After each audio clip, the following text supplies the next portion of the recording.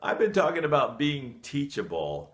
And by that, I mean that you need to do more than just take good notes and read the right books and study the right systems and say, I want to master this. You actually have to implement what you're learning because there's 5 reasons why you need to learn systems. And I've talked about 3 of them. The fourth one is systems allows your church to grow and to change without losing ground.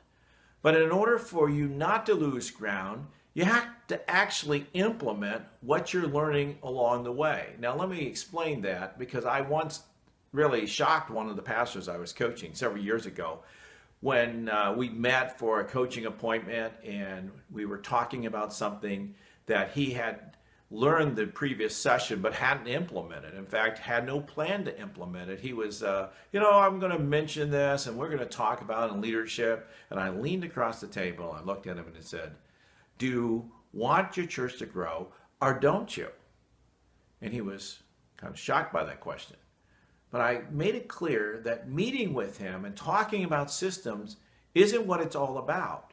It's about putting the pieces in place so that your church can actually grow and change without losing ground. By losing ground, I mean that as you're trying to build other things you need, those pieces you've already got in place start to disintegrate. And they often disintegrate because you don't have enough leaders, you don't have a system for developing leaders so that you can replace people as they go out the door.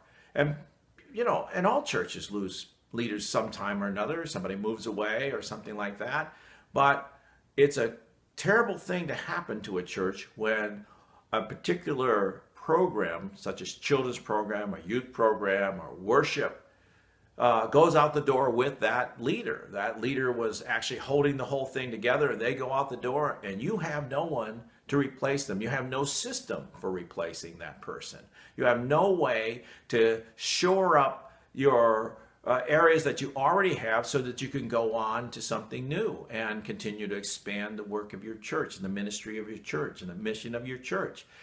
Here's the thing you want to be thinking about, that some of the systems that we need to build will actually provide a pathway to a better future if we will invest in them. And one of those systems that really matters is the ministry system. I'm working with a church right now that didn't have a ministry system. They have a lot of people attending the church, but people don't know how to get into ministry. And so many people were wearing a bunch of hats, and every time there was a shortage, some of the key leaders had to add more hats, and they were all exhausted. They couldn't think about expanding anything because it's too much work trying to keep up with the necessary systems or programs that they currently have.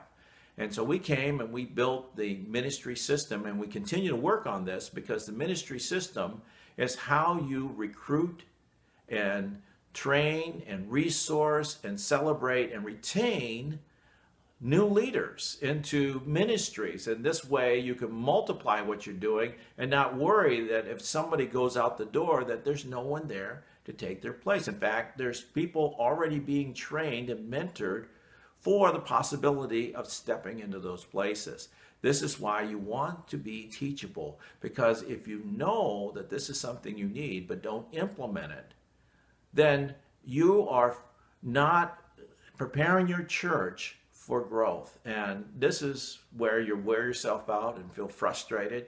This will give you a lift to the work that you do. It will give you encouragement and hope, and it will allow your church to continue to increase its ability to make and retain more disciples. This is what we teach through Church Equippers.